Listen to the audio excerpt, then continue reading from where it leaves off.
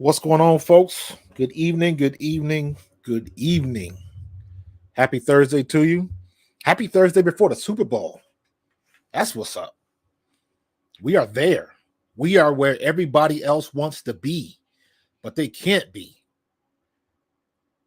Only so many people that can make it. Like that old what was the Mad Max movie, Beyond Thunderdome? Two men enter, one man leave. And that's where we are. Thanks for joining me. We got a good show tonight. Just excited because it's Super Bowl week. I see my dad's already in the building. Pops was number one out the limo. Sean Young, as usual, faithful to the cause. Sean, I appreciate you, brother. And do not forget, I'm gonna get you on the show, bro. We gonna talk. TK fam is in the building. Number three out the limo. Vince, as usual, faithful to the show. I appreciate you, brother. Illy Natick. I like that. Illy Natick, you number five out the limo. The white Carlton Stanton. I like that. Number six out the limo. I appreciate y'all being the first one on the field. First one out the limo. That's what I like to see, man. And all my people first out the limo are brought to you by FanUp. FanUp is the best way to enjoy fantasy sports, daily NFL contests, and more. Win great prizes. Sign up today. Use promo code A2D for 5,000 bonus points of $50 value. FanUp.app. So get to it if you like to do stuff like that. But what is happening? We are here. Wayne Miller, what's going on? Here we go, brother. I'm right there with you, man. I'm hyped, man. I'm ready to get it started, ready to get it on and popping. Man, this 2 weeks is just dragging.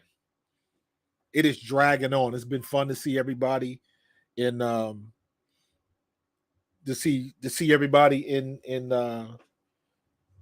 Arizona and the whole thing with Radio Row and all that kind of stuff. So it is cool.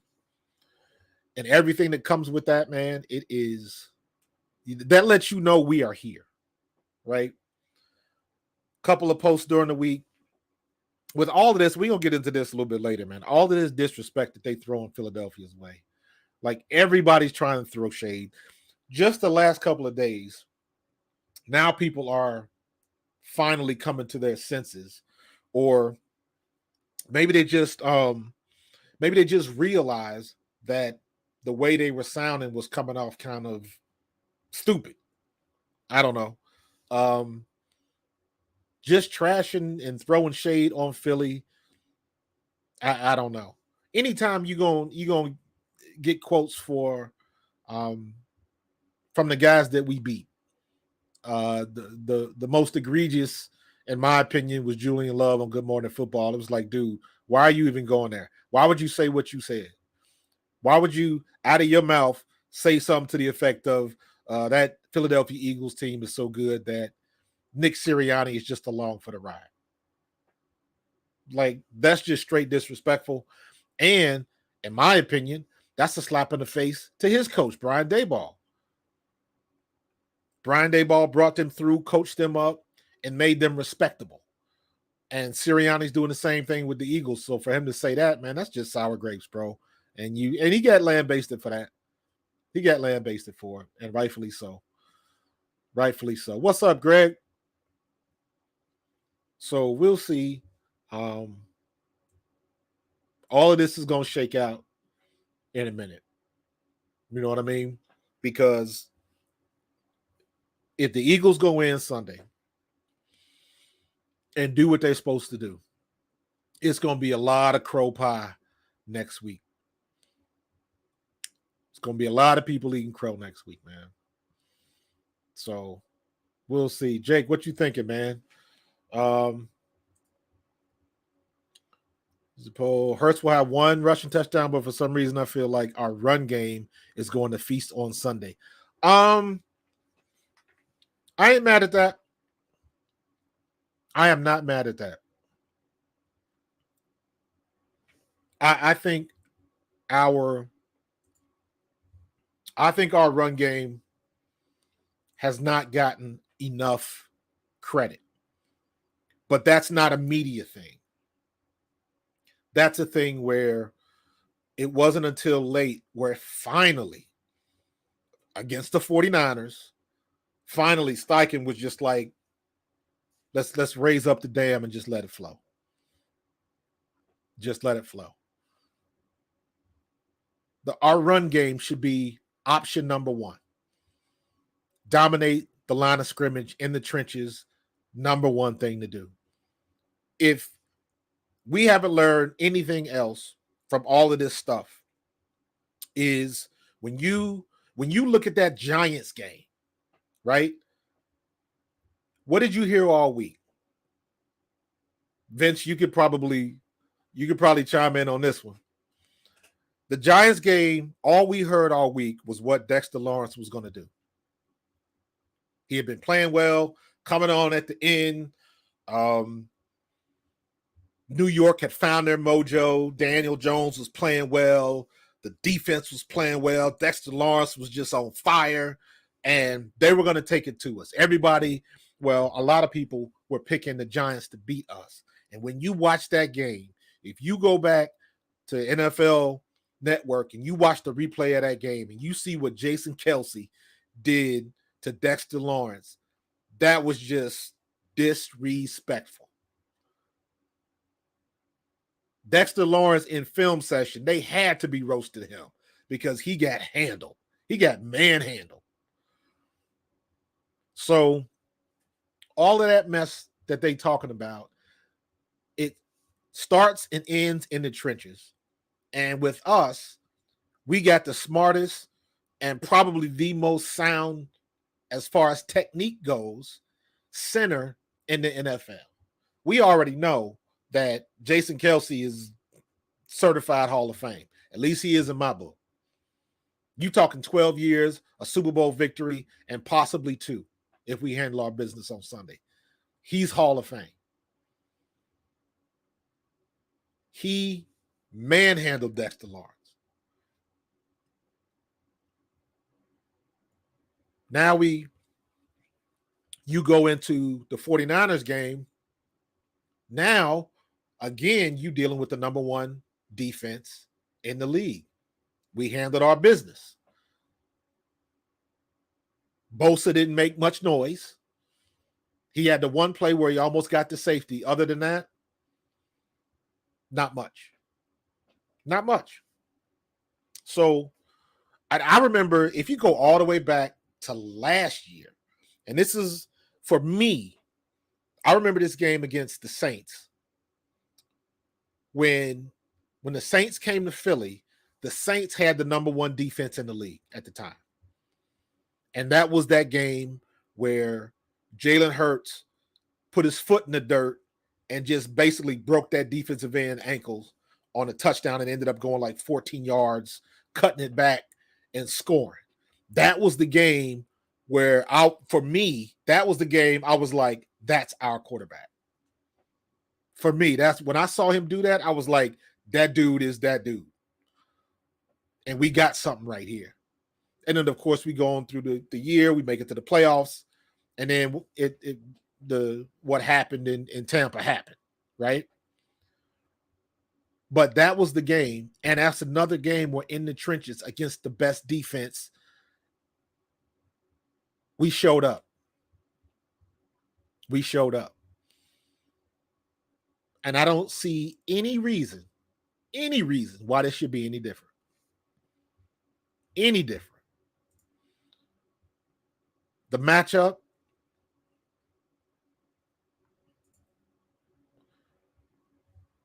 that's it in a nutshell. That's the matchup right there. Now, I will say this, and I have no problem saying it. You guys have heard me say it before. Jalen Hurts should walk away with the MVP if Patrick Mahomes didn't exist. Patrick Mahomes has been that good this year. And you can't deny that. He has been that good. That joker is putting up numbers that you couldn't get in Madden. It's been that crazy. look at what he did against the Bengals with a bum leg. And that's when you knew the leg was hurting. And that last scramble towards the end of the game to get that first down that drew that penalty, he was running on that bum leg, and he made everybody look stupid. So I'm not mad at Pat Mahomes because that dude is he's the truth, period. Jalen Hurts is right behind him. Now, the one concern I've got with Jalen is, well, when he missed that ball to A.J. Brown last week or 2 weeks ago, had him beat, overthrew him by about 4 or 5 yards, right? In my opinion, he didn't get enough air under the ball. He muscled it. That's just not quite having the touch that you need to have. So I don't know if they had, he's not throwing those passes in practice because he was trying to get the shoulder healed. I don't know. But he missed a wide open guy. And in the Super Bowl, you cannot miss those opportunities. That's one we got to have. So I trust that he is somebody that when they went back and watched that tape, that's something that they worked on during practice, right?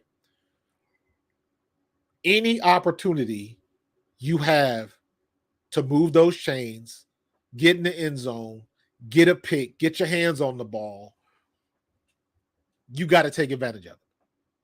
You can't miss those opportunities. You cannot miss those opportunities because now it is too important. It is way too important. So if you look at the last, I don't know, you go from week 16, 17 on through the playoffs. How many, I wish I would have looked up these stats. How many picks did we drop? How many picks did our secondary put on the ground when they had opportunities? It had to be at least 9 or 10 picks that we dropped. And it's like, again, those opportunities, we got to grab those opportunities when it comes to that.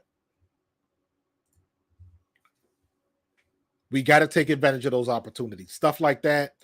In a game like that, you got that one. You get that one shot and you got to make the most of it. Prime example is you go back and you look at when San Francisco and Jimmy Garoppolo was playing for the conference title. And there was 2 opportunities where they should have had the game won. The first one, I believe Jimmy Garoppolo snapped the ball too early. The wide receiver was in motion and didn't get set, so they got illegal motion. The other one was when I believe the Rams threw a pick, and it was like a softball, and Jaquiski Tartt just dropped it.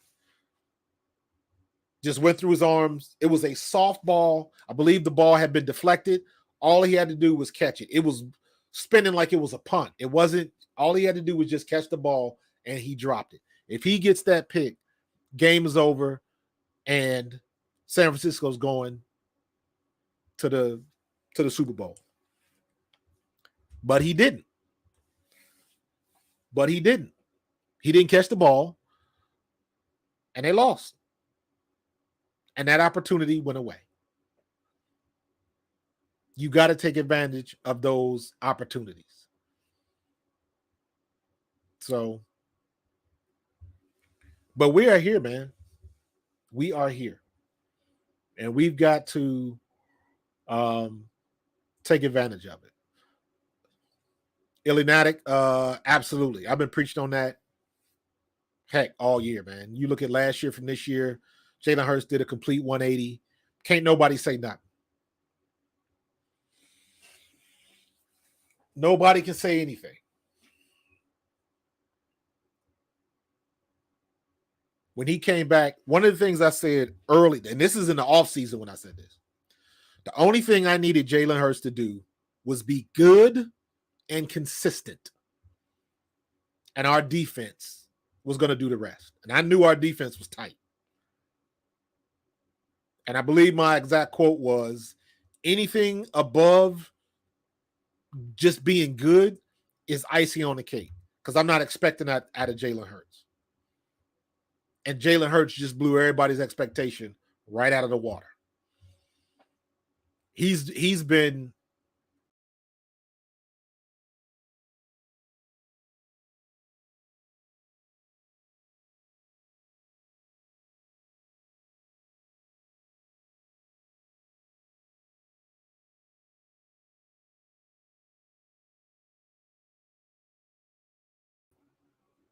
you can't he is what everybody, if you are a franchise, you're looking for the next Jalen Hurts. And here's the funny part. I was looking at a couple of tapes going back. Very, very similar. If you look at the comments when Mahomes was drafted and when Jalen Hurts was drafted, very, very similar. A lot of people was down on the pick for both of them. Mahomes, he's not a franchise quarterback. He had this was wrong with him. And that was, everybody had something to say. Nitpick because he went to this school. Jalen Hurts only, led 2 teams to the national championship, almost won the Heisman. Like, what can you do? What can you do? I'm going to have to try to get a scout on the show one day, just so I can ask them, like, when you scout a quarterback, what exactly are you looking for? Because how does a talent like that get overlooked? The way Jalen Hurts is playing, why wasn't Jalen Hurts a first-round pick? What did you see about Jalen Hurts when he was in college? What did you see that made you say, yeah, he'll be available in the second round? That's what I want to know. And then you look at all of these other quarterbacks that got picked ahead of him. What did they see in those quarterbacks? Was the arm strength that good? I want to know that process, because it is far too common for scouts to miss than it is for them to hit. You look at Joey Burrow, Josh Allen, Justin Herbert.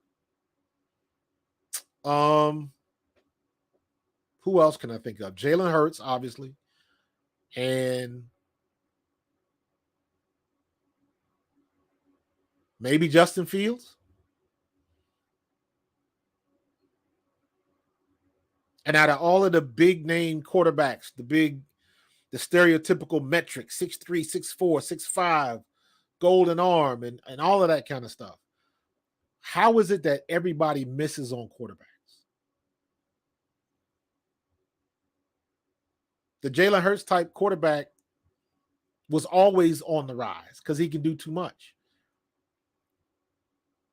You can go all the way back to what Randall used to do. You can go all the way back. Your boy from Pittsburgh, Slash, Cordell Stewart, Steve Young could move. I mean, I played in the CFL, so I had a chance to play against Doug Flutie. So I knew what Doug Flutie could do, and I seen him firsthand. And he doesn't meet the metrics, so he couldn't be successful. And now, these days, you got guys like Kyler Murray and Michael Vick. Well, everybody knew what Michael Vick was going to do, but Lamar Jackson is another one. And the funny thing with Lamar's a weird one, because Lamar can throw the ball. He can pass. But it looks like he's always running for his life. Because I remember specifically when Lamar was at Louisville and he just busted everybody up one game and had like 200-something yards rushing and couldn't nobody touch him. And, of course, everybody on the media heads, the first thing they say is he's not going to be a quarterback in the NFL because that style doesn't last long. And what did he do? The next game, he threw for 5 touchdowns, like 350-something yards and 5 touchdowns the very next game. And he was throwing like on target. He wasn't throwing like a 10-yard out and a wide receiver just broke one. He was throwing bombs, putting them on the money. I remember that game. And I was like, oh, yeah, this guy can play. And if anybody else had done it, but they had already put him in that box. So when we get Jalen Hurts, everybody loves Jalen Hurts now. But if you go back and you look at those video clips, because now at the draft, everybody posts reaction videos. And of course, everybody embellishes and overreacts and all of that kind of stuff. But the fan census on Jalen Hurts was not good. Basically, it was like, Howie, WTF. What are you doing? Fire Howie and all of that kind of stuff. So that kind of stuff is funny to me. Because at the end of the day, they all just guessing. Just like we do. You watch the tapes, you watch the games, you make an educated guess because of the stuff that you've seen. But here's the problem. A lot of these guys, especially these guys that have the shows on ESPN, rarely do these guys watch a lot of tape. Most of the analysis comes from highlights, not tape. Huge difference. Huge difference. But like I said before, we're here and they're not. Now, one of the matchups, not even a matchup, comparisons, because they're on the same side of the ball, right?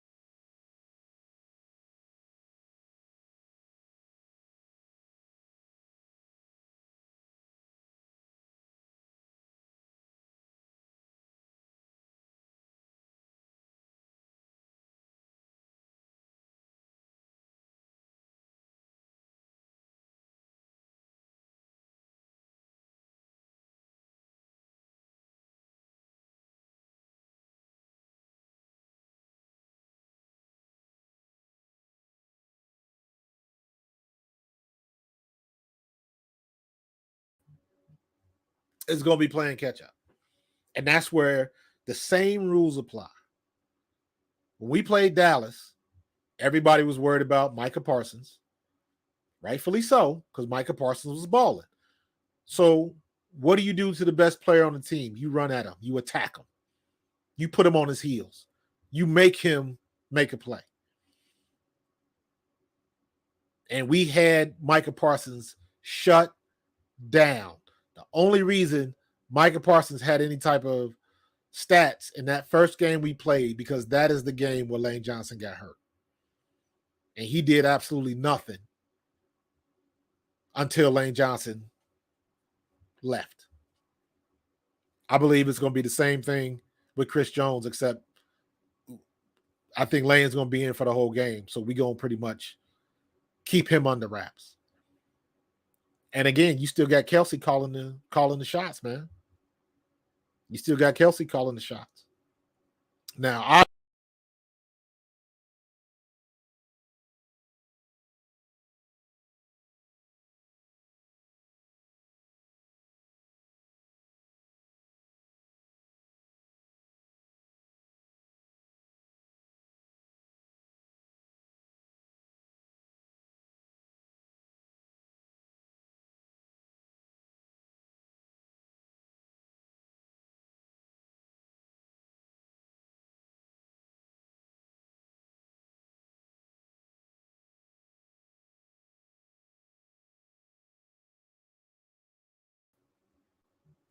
because if anybody's ever played football, if you ever had an ankle sprain, especially a high ankle sprain, been there, done that.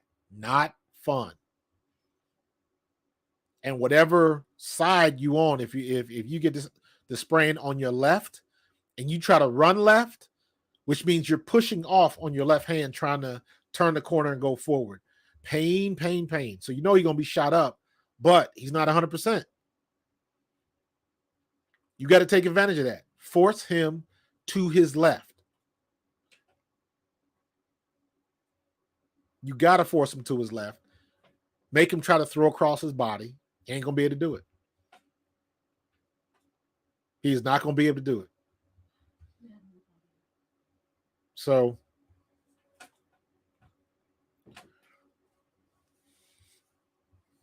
but if we can get him going, if we can get him going the wrong way, we should be okay. So we'll see what's happening. But in any case, so what's going on? How long was it? How long was it until I felt better? It took at least 3-4 weeks. At least 3-4 weeks. So don't know. So somebody let me know that my audio is my audio working? If you guys can hear me, let me know. Just give me a thumbs up in the chat. Let me know that the audio is cool. Let me see.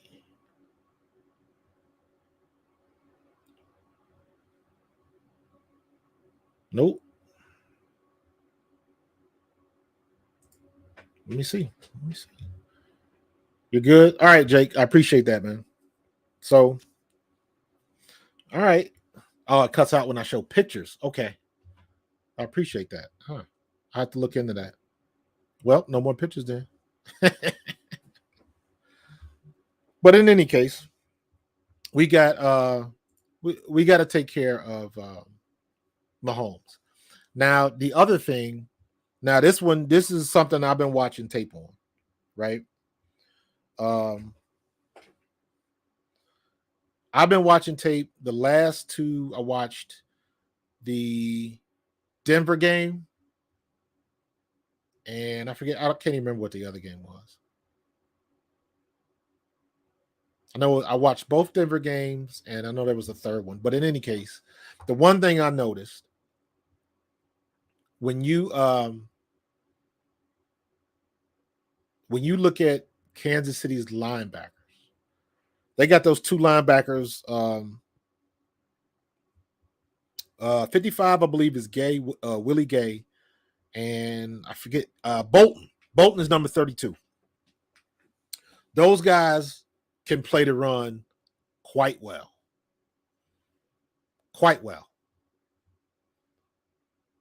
But they can't cover. Every piece of tape I've been looking at, when they've got to go back in coverage, they are exposed. And that is going to be where we can take advantage of that matchup based on formation or motion. Depending on the formation you have, if they're playing a nickel or a dime package, because they've done both, mostly nickel with a 4-2-5. Sometimes they'll bring that fifth defensive back up, play him like a third linebacker, depending on our formation. So we've got some room to take advantage of those matchups. They will not be able to cover Miles Sanders and or Kenny Gainwell. They will not be able to cover Dallas Goedert. So if we can get our shifts and our sets together, we can take advantage of those matchups.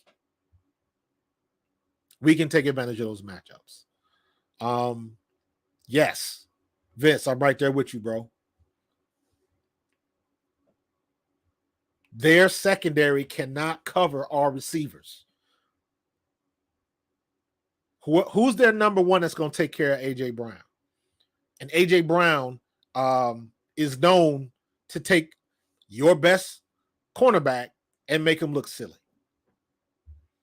We win that battle. Our line protects, we win that battle. And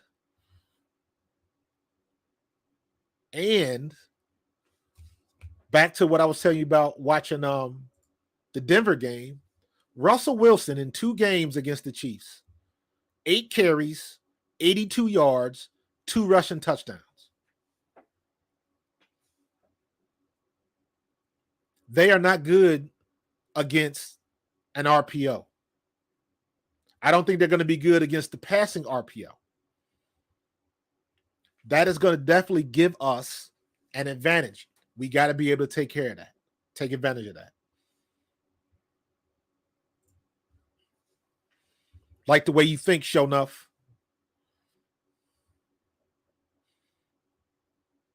Hey, think about it like this, man. To your point, show enough. Every time we go up against a number 1 whatever, we show up. Week 4, we got Minnesota. Justin Jefferson, 42 yards. We get Tennessee.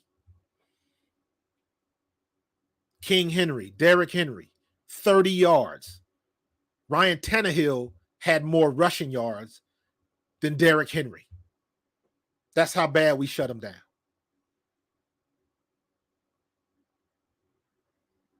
Every time we go up against a number 1 whatever, you see what we did to San Francisco. San Francisco,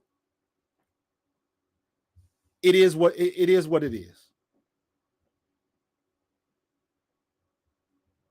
It was only a matter of time before they was going to get beat up and beat down because they had no rest.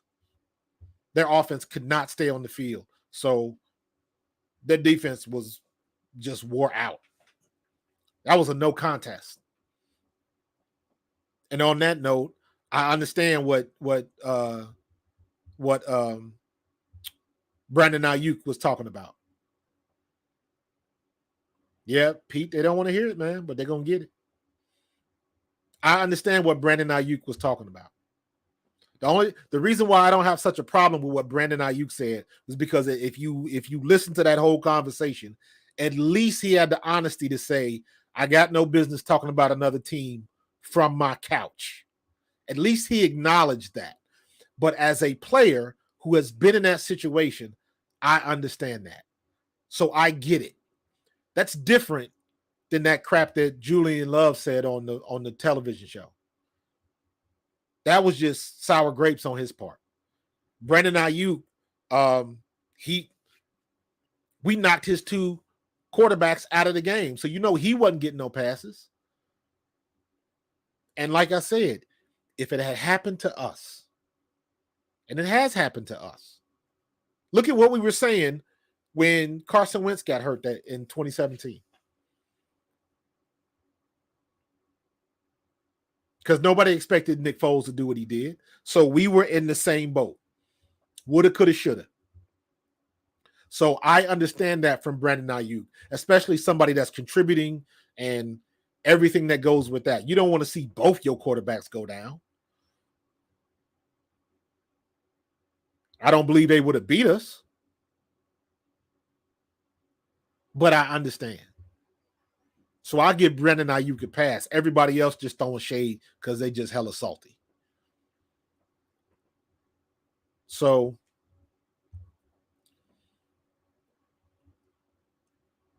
we got to take advantage of these opportunities. And I trust that Shane Steichen is going to have a plan together. And I trust that Jonathan Gannon is going to have a plan together. The one thing that concerns me, more than one, let's go over it. The things that concern me about the Chiefs. Number 1, Andy Reid in his screen game. Andy Reid can screen you like nobody else.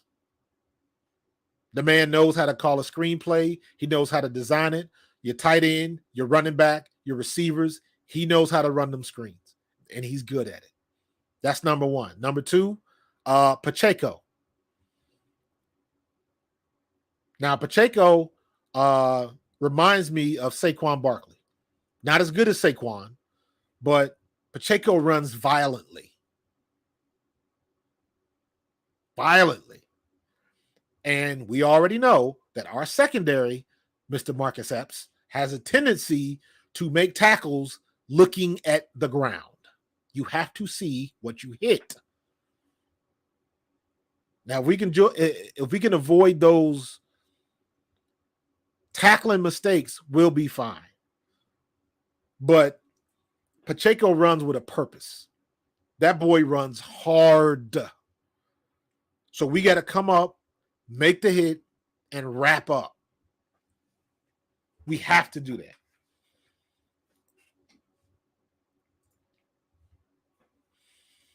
Vince, seeing how the threat hurt neutralized the Niners linebacker with their spine, do you think Spagnuolo lets them blitz more often? I would think so, because Spagnuolo is going to do what Spagnuolo does. Why would you do what the 49ers did and we put 31 on? So, yes, I expect the blitz, but here's the thing. If you blitzing, that means somebody's open. If you blitzing, that means you got to give up a hot route somewhere. So it's got to come. It's got to come.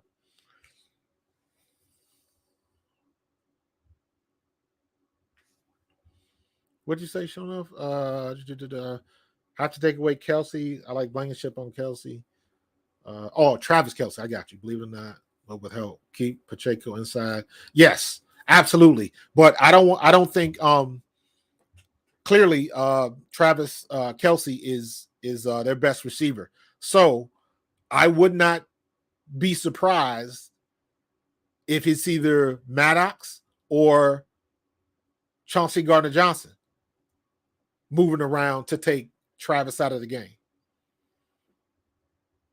Because we're going to have to put one of our best man-to-man corners.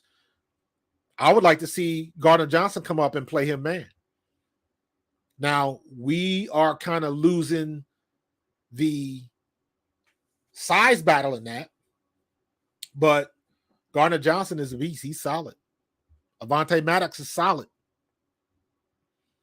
So we win in the speed category because they're a little bit faster than Travis, but Travis, man, he's a route runner. He's a route runner with good, not great speed. But that joker's catching everything around him, and he can make you miss. And he can break your ankles on the routes. So I want to put whoever our best secondary is, you line up and you match them up. All the other guys I'm not really concerned about. Juju Smith-Schuster, what's the guy that just took off of injured reserve? Hilaire, I think that's his name. I think we'll be all right. I think we'll be all right. Again, I'm like, listen, and maybe that's just, I guess you could call it false confidence because it happened so long ago. But I'm like, listen, if we can shut down Justin Jefferson, you can throw anybody else you want. We should be able to handle. Kadarius, thank you. Kadarius Tony Oates. I appreciate that. But even, I ain't scared of him. Our secondary matches up well. You give me one game where our secondary didn't match up right. And was it because our secondary didn't match up right, or was it because our defense the defensive scheme wasn't coming through? That's the question. I think Ladarius Sneed is going to play, but I don't think he's 100%. Matter of fact, all these guys that's coming off injury aren't 100%. That's the other thing. That's the other thing right there. They're coming to play because it's the Super Bowl. You lay it all on the line because this is your last opportunity. So you got to, tape it up, shoot it up, whatever you got to do, but you playing. But that doesn't mean that they are 100%. Big difference. That's what I'm saying about Mahomes. Mahomes is getting himself ready to play. He's managing the pain, but rest assured that he's still hurt. And we got to get him off his mark because he's not going to be full speed, but I don't want to get in a situation where he can fool you. So I want all 80 of our sacks on our defensive line to be up in his grill. Period. Another opportunity to show people how good our defensive line is. All of our backups, every one of our backups could start for other teams. I don't care if you're looking at Linval Joseph, Ndamukong Suh, Fletcher Cox, but is Cox a starter? Javon Hargrave, Josh Sweat, whatever rotation if they're not on the field, they could be starting somewhere else.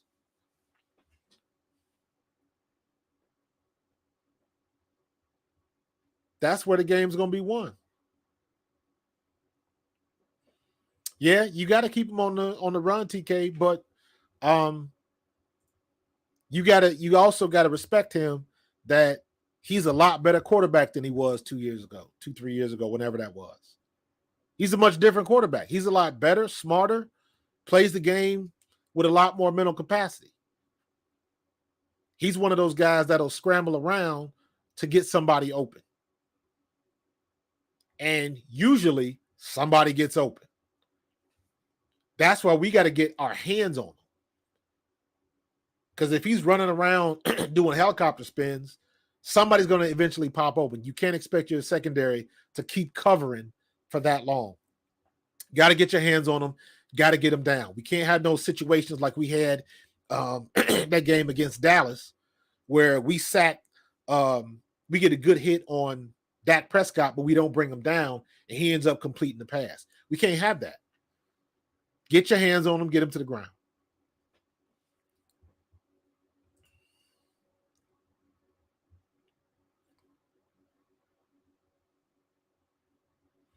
So, Vince, normally I would agree with you, but as a proud Cincinnati native, I will say this. The mayor of Cincinnati went a little bit too far. And after the game, that following week, he admitted it. He admitted as much. So I know when we're in the Super Bowl, towns tend to do stuff like that all the time as a publicity thing. The mayor makes a proclamation. It's Bengals Day or Eagles Day, whatever. However it transpires. But when I heard the whole, when I watched that whole video, because the first time I watched it, I just watched the first part of it where he made he used all of the legal verbiage, whereas the Cincinnati Bengals, he used all the legal verbiage to make it sound official. But then the longer you listen to it, he starts going in some areas that was real disrespectful. Like no ifs, ands, or buts. It was real disrespectful. So he got what he got, and he admitted as much. And like, hey man, you don't poke the bear. You see what Kelsey did? He was like, listen, don't none of y'all go to Philly and mess with that damn Rocky statue. He meant that. And then, of course, the next day you see somebody put a red jersey on there with a KC Chief thing. And I was like, that's either Photoshop or some drunk Philly fan did that because, like, stop playing.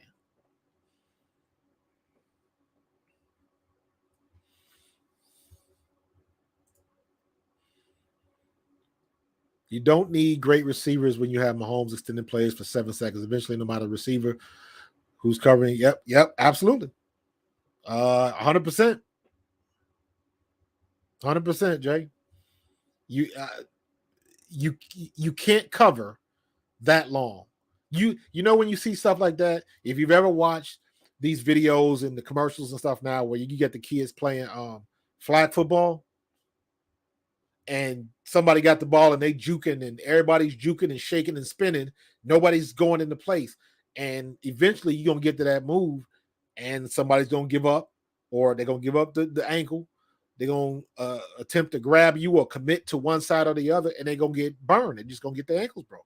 You cannot, it is too difficult, especially you not even looking at the ball. You looking at the receiver trying to read his eye, trying to figure out where he's going. It's too difficult. So that's why I'm worried about the screen game. Because rest assured, Andy Reid knows our defense. They've been watching film just like everybody else. So just like everybody else, they're going to have to get the ball out of their hands fast. That's what was making Brock Purdy so good. You got all them playmakers, get the ball in their hands as fast as humanly possible. Let your playmakers make plays. That's what you got to do. Let your playmakers make plays.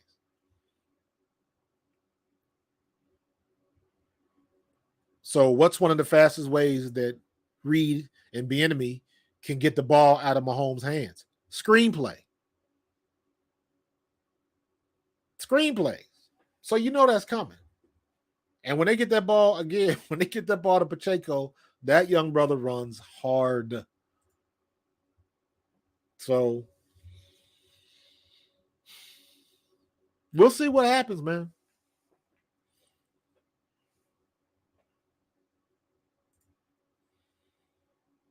Sure enough, I agree. But you can go back and look at some games where they frustrated Mahomes when he doesn't get that time to sit in the pocket. That's the thing. So when you get that rush, what you want to do is get to the outsides to force him to step up into the pocket. Because depending on what's going on, you got your linebackers as your second level of support, but you got this 2 defensive tackles and possibly a nose tackle in the middle coming straight ahead. So if you make a quarterback step up, he's stepping into traffic, and those lanes are a little bit slimmer because then, one of them big guys can get a paw on you and possibly get you down. If they get around the corner to the outside, that's a done deal. You saw that a couple times, a lot of times against San Francisco. That one that Boston Scott scored. He ran right past Bosa. Bosa had already committed to the inside, and he knew it because he almost broke his knee trying to change directions. So you can get people sucked inside. You can get your rush going vertical and force the quarterback to step up. But again, it all depends on really what kind of play the offensive got called. Is it a 7-step drop? Is it a 5-step drop? Is it a 3 in dish? All depends. And all of that goes into down and distance and what side of the field you're on and all that kind of stuff. So there's a lot of minutia that goes into something like that. But for the most part, I agree with you. Anybody, that's the game plan. Any game you're going to play. Get to the quarterback. Don't let him sit back there and pick you apart. That's the best thing to do. And some of Jalen's best games, same way. Offensive line was balling. He had plenty of time back there, and he made the correct throw. What the 49ers were doing, which was very interesting, they were bringing the rush, and they would stop. And everybody would just hang back. So if nobody was open, he had really nowhere to go with the ball. The only thing he could do was throw it away. That was pretty ingenious by the 49ers. But when you do that, you leave yourself vulnerable to the run. And that's what happened later on, of course, with no quarterback and no offense. So you go at him. So with us, you got to pick your poison. You got to pick your poison. So my pop says he thinks Hurts will continue to do what he does. Surprise all. Yep. At this point, it shouldn't be a surprise, but people keep doubting him. People keep doubting him. Jay, why don't be nervous, dude? You scared, get a dog. Don't be nervous. Don't be nervous. If you're nervous, I tell anybody, if anybody's nervous, go watch some old tape of the games that we played. Let me say it like this. There is no reason if Jalen would have stayed healthy. No reason, minus that one stupid game in Washington. We gave that game away. There was no reason why we shouldn't have been 16-1. And if we don't fumble that game away in Washington undefeated, that was a realistic expectation.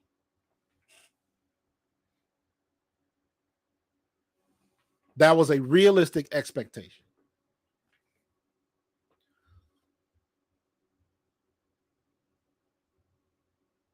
We lost that game in Dallas. And what did everybody say? If Jalen Hurts would have been in that game, we would have beat Dallas. I agree. The Saints game, I don't know what the hell Shane Steichen was thinking about. That was a garbage game plan. Whatever. The Giants game was very vanilla.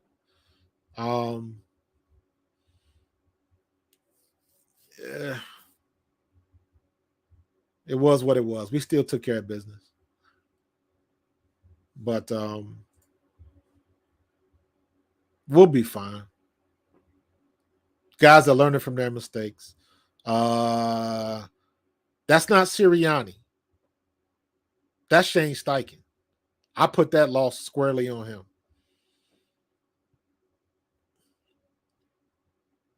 I don't know what they were doing for the Saints.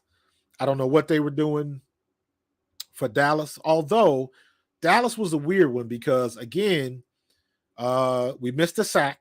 We gave up that 3rd and 30. We dropped a couple of picks. And we gave the ball up 4 times.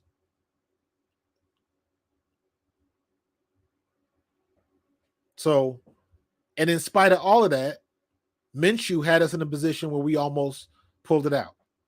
At least we had an opportunity to win the game at the end. So it is what it is. I got more problem with what Shane Steichen and Sirianni did against Chicago when Jalen got hurt, because it was 20 degrees with a wind chill factor of like 9, and we trying to throw the ball all over the daggone place. And then you running Jalen Hurts 17 times or whatever it was, and it was like, what are you doing? Hand the ball off. We got a Pro Bowl running back. Hand the ball off. That was the game I was most, angry at, because I didn't think we have to do that. We could have just gave the ball. We could have had a heavy rotation on that ground game, and we would have been fine. So, I don't listen. Like the lack of experience. I'm glad you said that. The lack of experience. The experience thing comes into play leading up to it. That's not as big a problem, because we still got guys on our team that have been there. Like if everybody was in the same situation like Darius Slay, then you might be able to say that. Been in the league 10 years, never been to the playoffs. Now all of a sudden you go into the Super Bowl. How's he supposed to know how to handle it? But you got Fletch, you got Brandon Graham, you got Derek Barnett, you got Kelsey, you got Ndamukong Suh. You got guys that have played in the game before. So those are the guys that you look up to, because they will let you know this is what we got to do. Keep it together. It's all about how you manage your time at the Super Bowl, because there's so many distractions going on. Everybody and their mama want to interview. Everybody wants to talk to Travis, Jason, and their moms. So you got to deal with all of that kind of stuff. But when you get back to the team hotel, and the one thing they do now, I don't know when they started this. I'd imagine they've been doing it for years now. But both teams have their own hotel. So that team is the hotel's high security. And in some situations, the team will buy out the hotel. So the only people in that hotel is Eagles folks or Chiefs folks. So it eliminates a lot of outside noise that you don't have to deal with. So they can keep you separate. Meetings, no problems. You ain't got to worry about women coming into the thing, and all those distractions are gone. They don't play. And just being able to have guys on your squad, captains, that have been there and know how to handle that part of it. That is what keeps guys out of trouble. That's what keeps your head screwed on straight when you're in practice. Those are the guys that take the right tone in practice, set the pace, all of that kind of stuff. Because once you get that first week out of the way, when you've done all those dumb interviews and answered all them stupid questions, all that kind of stuff, you want to get that out of the way quick so you can start concentrating on football. When you've got guys that have done that before, the inexperience is not a problem. The only time it'll come back is game time, because it's amped a little bit more game time, because it's the Super Bowl. Same way if you're playing for any championship. It was the same way when I was playing for the World Bowl in 1996. It was the same way when I was playing for the state championship of Ohio in 1987. That feeling when you're about to play for a chip is just different at every level. It's just different. But as long as you got somebody who's been there before, you got people to lead the way. So experience, because you got to think about it this way, Jay. There's plenty of guys on the Chiefs team that have never been to a Super Bowl. So it goes both sides. It works both ways. Somebody had a question earlier that I want to. Somebody asked me, who am I picking for MVP? Let me be honest with you. I'm picking Hassan Reddick for MVP. I think he's going to have 3 sacks, and one of them is going to be a strip sack, and however many tackles he has.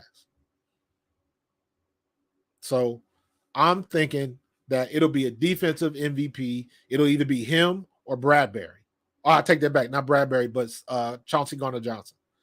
Because I think Gardner-Johnson's going to be, I believe, on Travis Kelce. So I believe it's going to be a defensive MVP.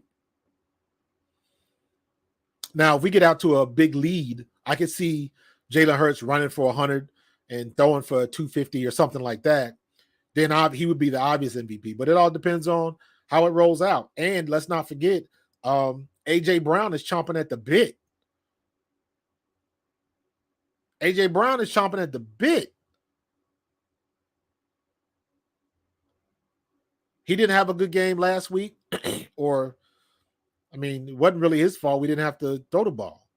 He had 3 catches for like 20-something yards or something like that. So he is itching. Because you got to look at the mental aspect of this. A.J. Brown got traded. Didn't want to be traded. Let's not forget. The only thing that's is sweetening this pot up is because him and Jalen Hurts are so tight. He did not want to get traded. I'm sure y'all seen the stories of Vrabel when they traded him. Vrabel was hot. And then, of course, the GM that made the move has been fired. So now, A.J. Brown gets traded. He's playing with one of his best friends. You make it to the playoffs. Now you're in the Super Bowl. That is why you want to go to that team. That is why you want to take that shot. He is in that situation, and he can make maximum out of this opportunity. He can make the most out of this opportunity. So we got to get this dub, man. We got to get this dub.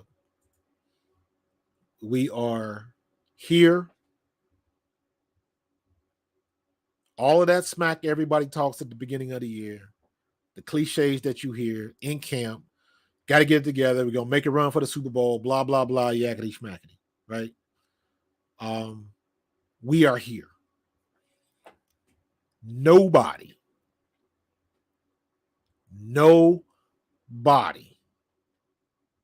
thought we were going to be here.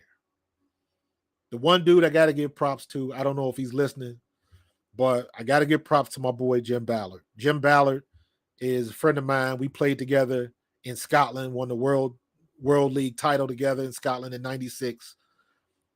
He was one of our quarterbacks, played with Buffalo, bounced around a little bit, but he had an opportunity to coach Nick Sirianni when Nick Sirianni was a receiver. So he's very familiar with Nick. And I remember having a conversation with Jim when we hired Sirianni. I was like, what is he about? And he told us right off the bat, he was like, you got a good one.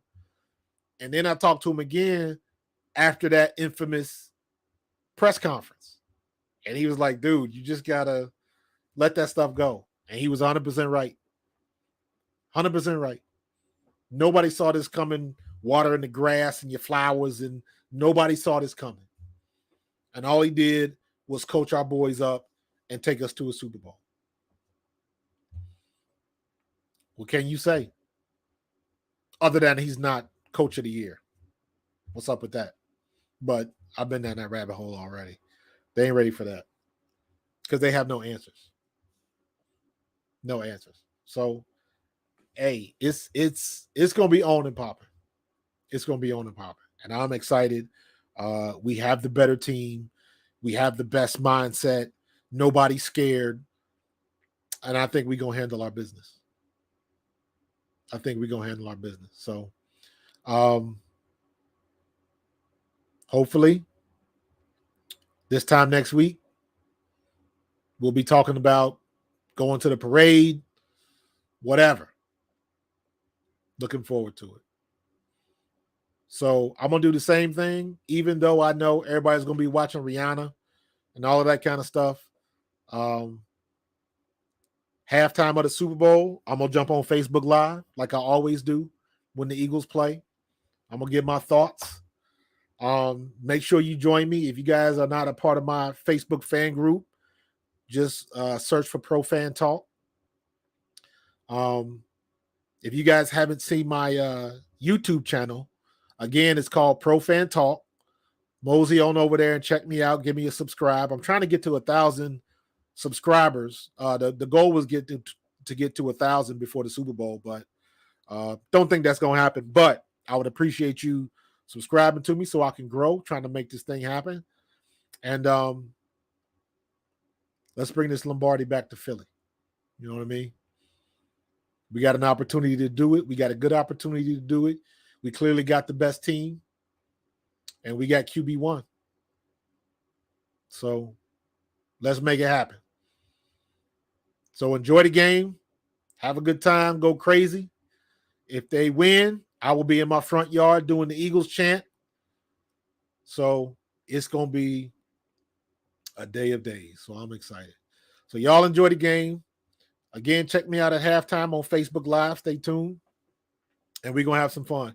Again, check out my YouTube channel, Pro Fan Talk. I'm going to have some stuff out tomorrow and possibly Saturday. I'm not sure what I'm going to do Saturday, but I'm definitely going to have some content out tomorrow. And we're going to keep this thing moving. Go Birds. And we're going to be Super Bowl champs this time next week. Fly, Eagles, fly. I'm out.